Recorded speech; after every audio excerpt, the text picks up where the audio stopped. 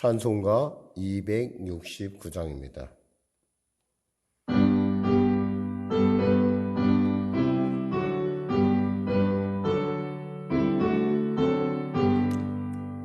그 처목한 십자가에 주 달려 흘린 뒤 샘물같이 늘을 넣어서 죄 씻어 주시네. 값없어도 다 나와서 내 죄를 구하면 있는보다 더 이도록 참 성결 얻으리. 나 믿노라 그 보혈공로를 없어도 피 흘리사 날 구원하셨네. 저 흉악한 한강도는 제 죄를 깨달아 죄 없으신 주 예수를 구주로 믿었네. 내 지은 죄 용악하나 주 예수 믿으면 용서받은 강도같이 곧 구원받으리. 나 믿노라 그 보혈공로를 흠없어도 피 흘리사 날 구원하셨네. 온 백성의 죄 사신 하나님 어린 양 그 십자가 지심으로 온 인류 구했네. 저 영원한 새 나라에 다 같이 모여서 금고문고 한곡조로 새 노래 부르리. 나 믿노라 그 보혈공로를 흠없어도 피 흘리사 날 구원하셨네. 아멘. 찬송가 270장입니다. 270장. 편찮은 주님의 사랑과 거룩한 보혈의 공로를 우리 다 찬양을 합시다. 주님을 만나볼 때까지 예수는 우리를 깨끗게 하시는 주시니 그의 피 우리를 눈보다 더이게 하셨네. 우리를 깨끗게 한 피는 무궁한 생명의 물일세. 생명의 구원을 받은 자 하나님 찬양을 합시다. 예수는 우리를 깨끗게 하시는 주시니 그의 피 우리를 눈보다 더이게 하셨네.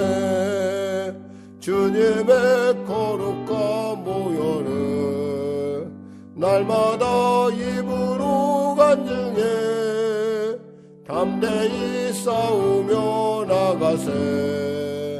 천국에 들어갈 때까지 예수는 우리를 깨끗게 하시는 주시니 그의 피 우리를 눈보다 더 토이게 하셨네. 십자가 단단히 붙잡고 날마다 이기며 나가세. 머리에 면류관 쓰고서 주 앞에 찬양할 때까지 예수는 우리를 깨끗게 하시는 주시니 그의 피 우리를 눈보다 더이게 하셨네. 아멘. 기도하겠습니다. 하나님 감사합니다. 오늘도 악천후 가운데 우리를 불러주시고 이 새벽에 주님과 함께 말씀과 함께 성령과 함께 맡게 하시면 감사합니다. 부족하고 연약하지만 주의 성령께서 우리와 함께 하시고 늘 기뻐하셔서 이 시간 가운데 우리로 예수님의 살아계심과 그 세상을 바라보는 눈을 열어주시고 또 지혜와 계시의 영을 주시사 말씀 속에서 우리에게 늘 쉴 새 없이 말씀하시는 주의 음성을 듣을 수 있도록 우리를 불러주셨으니 참으로 감사합니다. 아버지께서 나를 이끌지 아니하셨다고 한다면 누가 이 자리에 올 수 있었겠습니까? 주님의 놀라운 은혜가 있게 이 자리로 싸우니 오늘도 주님이 예비하신 크신 복으로 크신 은혜로 크신 생명의 말씀으로 우리를 인도하여 주시고 길이요 진리요 생명 가운데 승리하는 삶을 오늘 하루도 허락하여 주시옵소서. 간절히 바라옵기는 코로나19 속히 종식되게 하여 주시고 나라 민족의 주 안에서 정말 아버지 하나님 미래를 일궈가며 준비해가는 귀한 나라로 세워주시고 대통령을 편 위정자들에게 진실함과 투명함과 성실함을 밀붙여 주시옵소서. 당예당약과 사리사욕이 아니라 정의가 온전히 서고 옳은 것이 옳고 그른 것이 그른 그러한 사회가 될 수 있도록 도와주시고 이 놀라운 변화를 통해서 미래의 세대가 주 안에서 더욱더 활짝 열려질 수 있도록 그리하여 열방 가운데 하나님의 나라가 아버지 나타나고 또 그 열방을 통해서 우리 나라와 민족을 통해서 나타난 그 열방 가운데 하나님의 그 땅끝의 비전이 성취되는 역사를 허락하여 주시옵소서. 특별히 성령의 교회를 불쌍히 여기시고 도와주시고 우리 인도하여 주시옵소서. 우리 영권사님과 또 이 예배 가운데 참여한 우리 귀한 권사님들 그리고 사모에게 크신 은혜를 베풀어 주시고 건강을 부어주시고 그들의 기도가 하나하나 아버지 하나님께 아름답게 열매 맺는 은혜를 도와주시옵소서. 자리마다 채워지는 놀라운 하나님의 은혜가 임하게 하여 주시옵소서.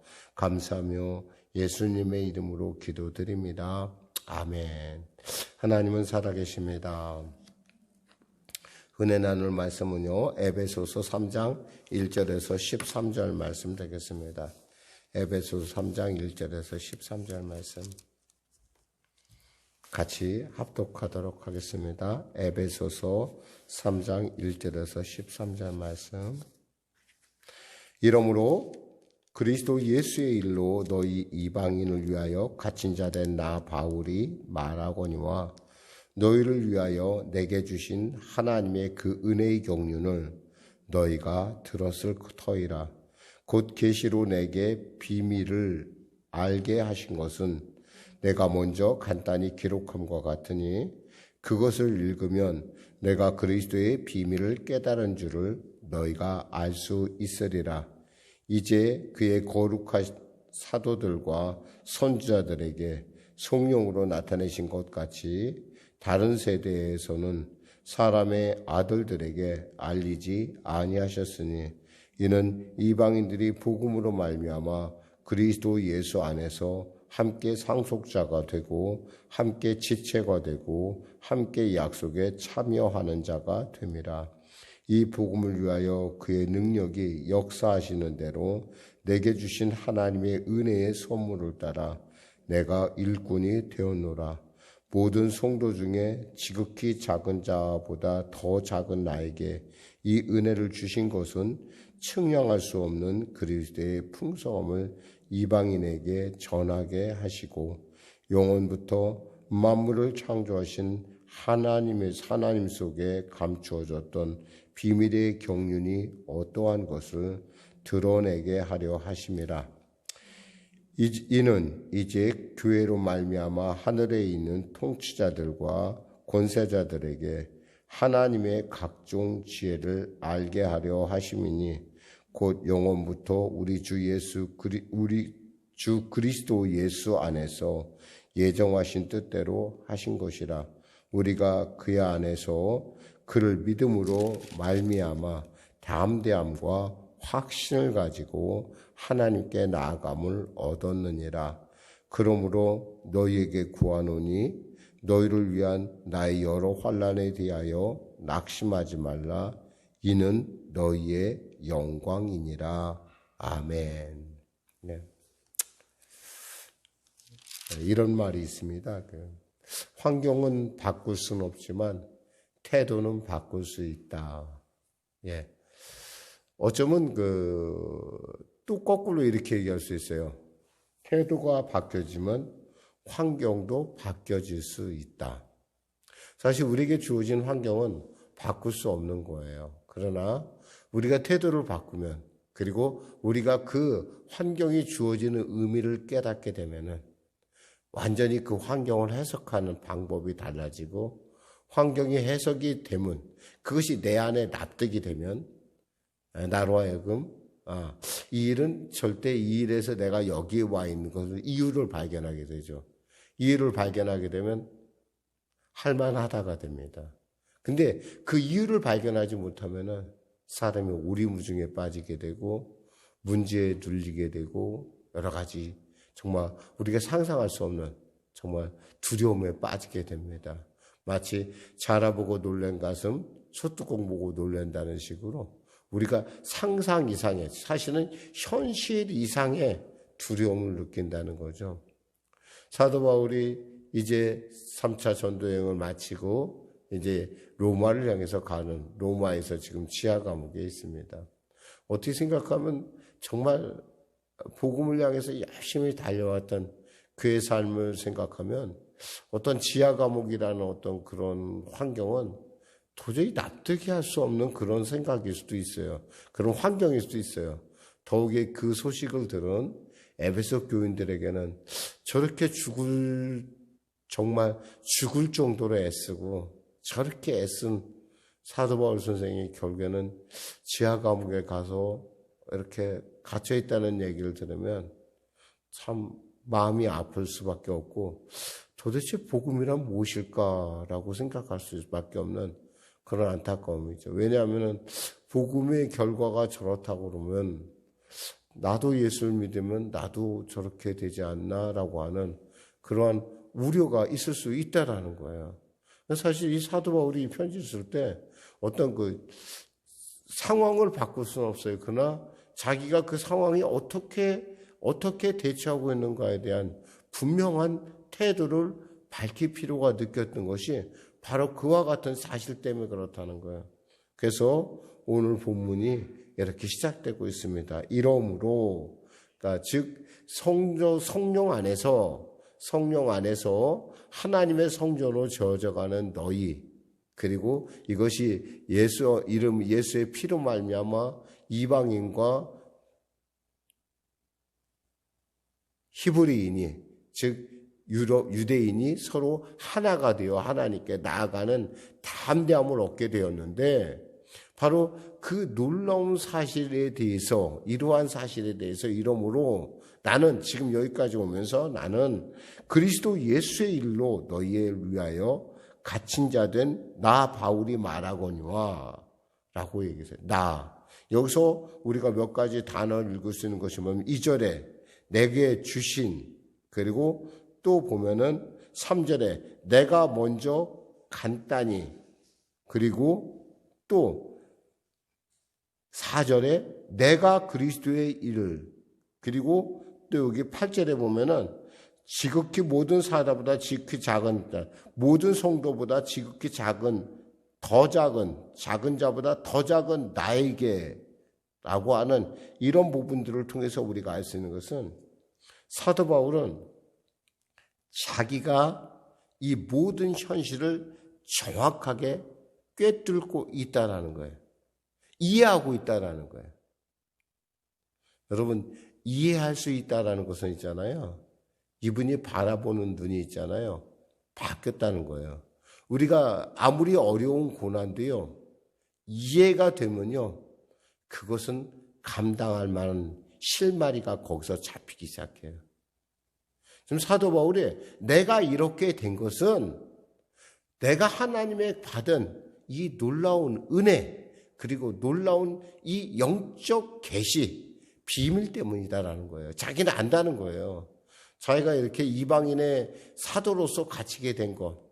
그러니까 어쩌면 우리에게 있어서 정말 이런 목표의식이 뚜렷하다고 그런다면, 목적의식이 뚜렷하다면 어떠한 상황과 어떤 환경을 닿는데도 그 목적의식에 의해서 이것이 해결될 수 있는데, 그 목적의식을 뚜렷하게 하는 게 뭐예요? 내가 알아야 돼요. 그 환경을 내가 이해할 수 있어야 된다라는 거예요. 그가 그 환경을 이해하면 부하든 병들든 그것이 문제가 아니에요. 왜냐하면 나는 그 목적을 향해서, 그 목표를 향해서 걸어가고 있는 과정이기 때문에 그래요. 사람은 과정에 절망하진 않아요. 과정에 좀 힘들어하는 건 있을 수 있어요. 왜? 과정이 힘들 수 있잖아요. 그런데 과정 때문에. 근데 결론을 알고 있으면요, 참아내기도 하고, 또 결론을 알고 있으면 그거에 대해서 대처할 수도 있는 거예요. 그래서 2절에 너희를 위하여 내게 주신 하나님의 그 은혜의 경륜을 너희가 들었을 터이라. 내가 나와 함께 하신 하나님, 그를 지금까지 이끄신 하나님, 다메섹 도상에서 그를 만나고, 또 특히 에베소 교인들은 어떤 사람들이에요? 바울에게는 두란노 성원이라는 곳에 있어서 2년 동안 바울이 자신의 몸으로, 자신의 말씀으로, 하나님의 말씀으로, 복음으로 가르쳤던 사람들이에요. 그러니까 너희들이 나에 대해서 이미 충분히 들었을 터이라. 내 하나님의 은혜 받은 것, 그리고 내가 이방인의 사도인 것을 너희가 들었을 터인데, 3절에 곧 계시 내게 비밀로 알게 하신 것을 내가 먼저 간단히 기록함과 같으니, 내가 하나님께서 받은 것들을 내가 다시 기록한 것 같으니, 그것을 읽으면, 내가 너희에게 서신서를 읽고 너희에게 보낸 모든 것들을 읽다 보면 어떻게 되냐면, 내가 그리스도의 비밀을 깨달은 것을 너희도 알 수 있으리라. 이 얘기는 뭐냐면, 내가 깨달은 것 너희도 깨달을 수 있을 거야. 왜냐하면 나는 모든 성도보다 지극히, 모든 성도들 중에 지극히 작은 자보다 더 작은 자라는 거예요. 나 같은 사람도 알았다는 거예요. 나 같은 사람도. 그럼 우리가 그렇게 생각해요. 사도 바울 같은 사람이라 하니까 하나님의 비밀을 알지, 우리 같은 사람이 어떻게 알겠어요? 그러나 꼭 그렇지만은 않아요. 왜냐하면 이 사도 바울이 갖고 있는 배경을 생각해 보면, 이게 결코 이 사람에게는 거의 혁명적인 일이었겠구나라고 생각이 들 수밖에 없는 게, 이건 하나님의 은혜 아니면 이 사람 변할 수 있는 사람이 아니에요. 한번 생각해 보세요. 우리는 복음을 그대로 받아들여요. 우리는 유대인이나 이방인이 서로 차이가 있다고 생각하지 않아요. 왜? 모든 사람은 공평하다고, 하나님은 모든 사람이 공평하다라는 것을 우리는 알고 있기 때문에, 그런 거에 대해서 유대인과 같이 특별히 우리 민족만, 우리만 구원받아, 우리만 선민이야라고 하는 의식이 우리에게는 없어요. 이방인이니까. 근데 사도 바울에게는 그런 의식이 있었다는 얘기예요. 그러니까 어때요? 사도 바울이 스데반을 순교하는 그 자리에 증인서도 있었던 것, 그리고 예수 믿는 사람들을 잡아다가 공회에 넘기는 일, 그리고 또 그것도 부족해서 또 예수 믿는 사람 잡아가기 위해서 대제사장으로부터 위임을 받아서 저 다메섹 도상까지 가는 일까지 하는 거라고 생각하면, 이 사람이 갑자기 내가 이스라엘 사람이라는 어떤 환상을 딱 깨버리고 이방인과 이스라엘 사람이 한꺼번에 가서 하나님의 기업에 나아간다는 것, 그리고 하나님의 가족이 권속이 된다는 것은 상상이 안 되는 일이에요. 그런데 어떻게 했어요? 하나님이 그런 사람을 깨닫게 했다는 거예요. 내가 깨달았으면 너희한테는 아주 쉬운 거야. 지금 그 얘기를 하는 거예요. 여러분, 우리가 삶을 살다 보면 있잖아요. 정말 우리가 그 선입관이라는 것이 있어요. 자기 어떤 그동안에 달려온 교회의 어떤 그 삶이랄까, 그런 삶에 의해서 고정관념이라는 것인데, 이런 고정관념에 사람이 사로잡히면요, 그 고정관념을 깬다는 게 정말 쉽지 않아요. 똑같은 삼형제를 데리고 있어도 이 삼형제를 이렇게 제가 이렇게 키우다 보니까 그 독특한 성격들이 있어요. 근데 사실 독특한 성격이 있다 하더라도 그가 그 아이를 보면서 내가 보는 그런 성격이 있다 하더라도 그 아이한테 그 성격에서 내가 훈련이 되고 내 생각이 딱 고정돼 있어요. 예를 들면 우리 권사님도 그럴 것이고 이 영상 예배 드리는 모든 사람도 그럴 거예요. 어떤 자녀에 대해서 저 아이는 저래, 특성이 저래 라고 하는. 근데 있잖아요.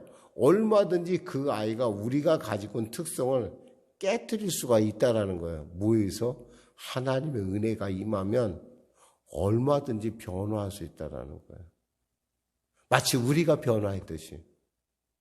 우리는 그게 쉽게 이해가 되지만 사실 그 아이가 그렇게 변화한 데는 정말 이거 어마어마한 하나님의 은혜가 없으면 변하지 않아요. 그러나 깨달으면요, 아이가 변해요. 그리고 아이만 변할 뿐만 아니라 삶이 변하고 세상을 바라보는 눈이 변하면요, 아이의 태도가 변해요. 근데 사실은 우리가 태도를 바꾼다는 게 이렇게 어려운 거예요. 일단 여러분이 저는 볼 때 삶의 어려움을 겪을 땐 태도를 바꾸는 것이 중요하다는 거예요. 내가 삶을 바꿀 수는 없어요. 내 환경을 바꿀 수는 없어요. 왜? 환경은 주어지잖아요. 지금까지 모든 결과에 의해서 주어지는 거라면 내가 뭘 바꾸면 돼요? 태도를 바꾸면 돼요. 그래서 사람이 태도를 바꾸면 환경이 바뀐다라고 하는 그런 그 심리학적인 어떤 그런 그 사회적인 형태론적인 그런 변화가 나타난 것이냐면 미국에서부터 나타나기 시작한 어떤 태도인데, 그래서 그 태도가 그렇게 중요하다는 얘기를 하는 거예요. 지금은 은혜의 시대예요. 여기서 보니까 9절에 이렇게 돼 있어요.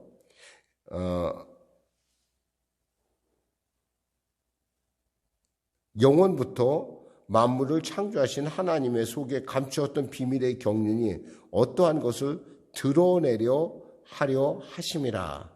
지금 시대는 뭐예요? 하나님께서 이 모든 비밀의 경륜을 드러내는 시대라는 거예요. 은혜의 시대라는 거예요. 과거에는 어땠어요? 과거에는 여기서 보니까 이렇게 돼 있어요.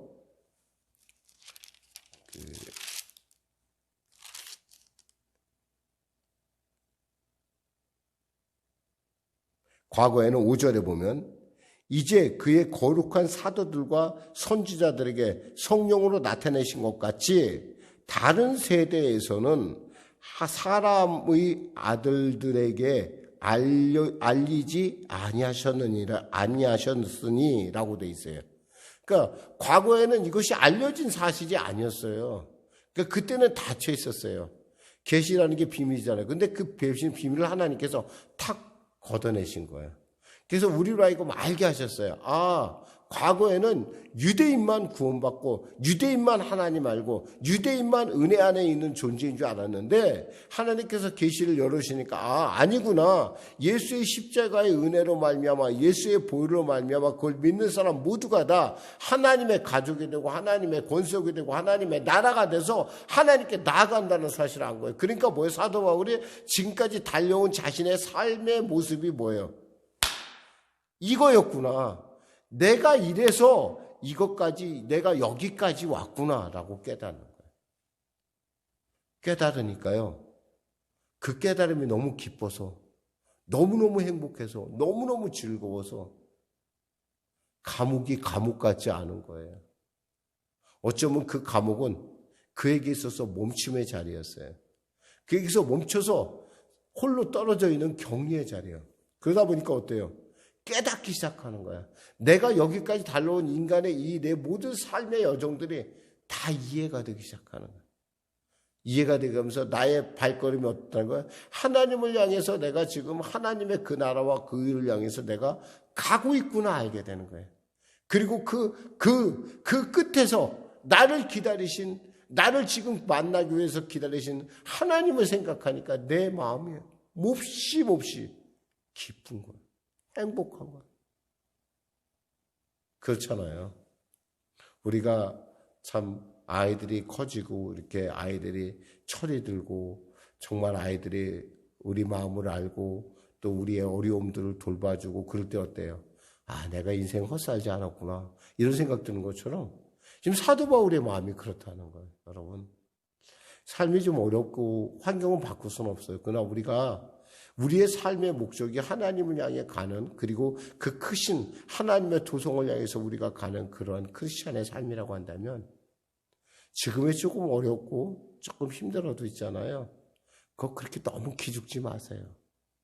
왜냐하면 결국에는요. 우린 천국에 이를 거고요. 결국에는 우리는 주님 앞에 칭찬받을 인생일 거예요. 물론 여러분 중에 그럴 거예요. 목사님 저는 아니에요 여러분. 사람이 각자의 각자의 달란트가 다르고 각자의 위치가 있듯이 어떤 사람에게는 어떤 저런 위치가 있으면 어떤 사람은 사도바울과 같은 그런 위치, 어떤 사람은 뭐 여러 가지 많은 위치가 있을 수 있어요. 중요한 것은 하나님께서 우리가 주신 사명, 하나님께서 우리에게 주신 소명에 우리가 충성한다고 한다면 지금 우리의 처지와 형편은 그리 중요한 것이 아니에요. 왜? 주님이 알고 계시다는 거예요. 여기서 사도 바울이 정말 감 깊은 것은 뭐냐면 이 9절에 영원부터 만물을 창조하신 하나님 속에 감추었던 비밀의 경륜이 어떠한 것을 지금 내가 알았다는 거예요. 그리고 또 뭐예요? 10절에 이는 이제 교회들로 말미암아 하늘에 있는 통치자들과 권세자들에게 하늘의 각종 하나님의 지혜를 우리를 통해서 알게 해준다는 거예요. 우리를 통해서. 여기서 말하는 그 하늘에 있는 통치자들이나 권세들은 뭐예요? 뭐 천사들이나 이런 사람들을 얘기하는 거예요. 이런 사람들 이런 존재들이 알지 못했는데 하나님의 비밀에서 알지 못했는데 우리 같은 사람을 통해서 그렇구나. 그래서 베드로가 뭐였어요? 이것은 하나님의 말씀은 있잖아요. 이것은 정말 하나님께서 풀어주지 않으면 알지 못한다라는 얘기를 그래서 선지자들이 연구했다는 얘기가 바로 그런 얘기예요. 지금. 이게 지금은 은혜 시대는 열렸다는 거죠. 11절에 곧 영원부터 우리 주 예수 그리스도 안에서 이미 예정하신 하나님의 뜻대로 된 것이라. 12절에 우리가 그 안에서 그를 믿음으로 말미암아 담대함과 확신을 가지고 하나님께 나아감을 얻었느니라. 우리가 감히 어떻게 하나님께 나갔어요? 죄인이 어떻게 나가겠어요? 근데 예수 그리스도의 보혈의 공로에 힘입어 우리가 하나님을 아버지를 부르나 그분을 향해서 담대히 달려갈 수 있게 됐다는 거죠. 13절에 그러므로 너희에게 구하노니 너희를 위한 나의 여러 환난에 대하여 내가 지금 겪고 있는 환난에 대해서 낙심하지 말아라. 이거 너무 기죽지 마. 나 때문에 기죽지 마. 왜냐하면 이것은 너희의 영광이고 나의 기쁨이야. 이것은 나를 통해서 나타나는 하나님의 상급이라는 얘기예요. 얼마나 이 고백이 얼마나 강력한지 정말 말할 수 없어요. 그는 지금 하나님의 종으로서 그리고 예수 그리스도의 종으로서 이 자리에 와 있기 때문에 그렇게 별로 이렇게 나에 대해서 너무 이렇게 나 때문에 기죽거나 그러지 말아라. 이 깊은 마음에는 뭐가 있을까요? 아마 사도 바울이 예수 그리스도의 십자가에 내가 같이 고난에 동참하고 있다라는 그런 동참의식이 있지 않았겠나 싶어요. 그래, 내가 그 예수의 십자가를 알고자 했는데 그 십자가의 의미가 이런 것이구나. 그래서 바울이 이런 고백을 해요. 십자가의 고난을 내 몸에 채우노라라는 얘기를 해요. 어쩌면 에베소서를 읽어보면서 우리가 느끼는 건 뭐냐면 도대체 이 에베소서에서는 감옥에 갇혀있다는 느낌을 별로 받지를 못해요. 기죽은 사람의 모습이 하나도 안 보여요. 당당하고 영적이고 굉장히 우리로 하여금 우리가 갖고 있는 영적 자산이 얼마나 풍성한지를 알게 하는 놀라운 은혜가 있다는 겁니다. 이래서 에베소서가 또 앞으로 계속 나누게 될 빌립보서, 골로새서, 빌레몬서 이 네 가지 서신을 통해서 우린 바울이 어떻게 그 곡 중에서 어떻게 이러한 주옥 같은 얘기를 써낼 수 있을까? 그리고 어떻게 이런 생각을 할 수 있을까? 밝혀나가도록 하겠습니다. 내일 또 기대해서요. 기도하겠습니다. 하나님 감사합니다. 환경은 바뀔 수 없지만 나의 태도는 바꿀 수 있습니다. 주님, 비록 내가 부족해서 알지 못하지만 바울이 깨달았듯이 은혜의 시대 가운데 우리로 알게 하셔서 이 하나님의 기업의 풍성함, 그리고 우리가 누리고 있는 은혜의 이 놀라운 깊이와 넓이와 높이를 깨달아 바울이 누렸던 이 영적 풍성함을 우리도 누리게 하여 주시고 그것을 세상 가운데 나눌 수 있는 우리가 되게 하여 주시옵소서. 주님의 증인으로서 목숨을 걸었던 그의 삶을 걸었던 사도 바울의 그 삶을 우리가 함께 누리게 하여 주시옵소서. 예수님의 이름으로 기도드립니다. 아멘. 우리 말씀 생각하며 우리 찬양하고 기도하는 시간 갖도록 하겠습니다. 찬송가 366장입니다. 366장.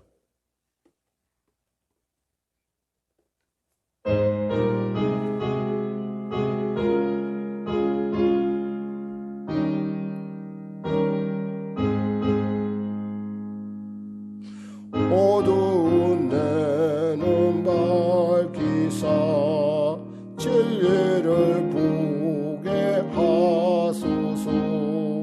진리의 열쇠 내게 주사 잠빛을 찾게 하소서. 기쁘신 뜻을 알고자 엎드려 기다리오니 내 눈을 뜨게 하소서.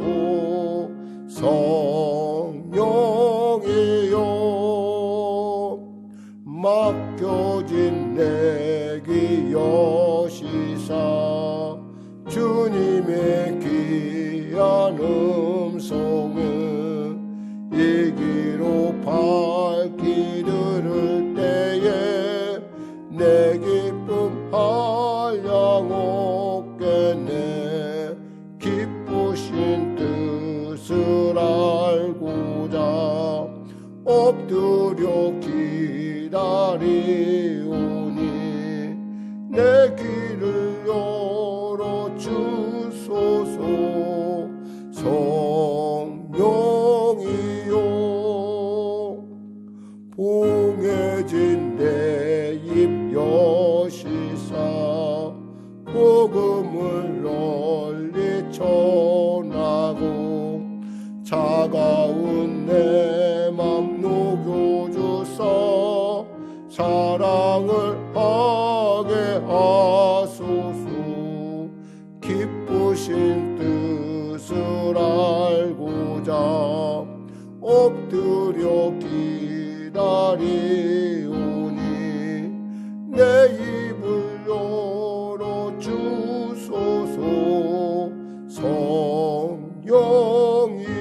성령이여 하늘에 계신 우리 아버지의 이름을 거룩하게 하시며 아버지의 나라가 오게 하시며 아버지의 뜻이 하늘에서와 같이 땅에서도 이루어지게 하소서. 오늘 우리에게 일용할 양식을 주시고 우리가 우리에게 잘못한 사람을 용서하여 준 것 같이 우리 죄를 용서하여 주시고 우리를 시험에 빠지지 않게 하시고 악에서 구하소서. 나라와 권능과 영광 영원히 아버지 것입니다.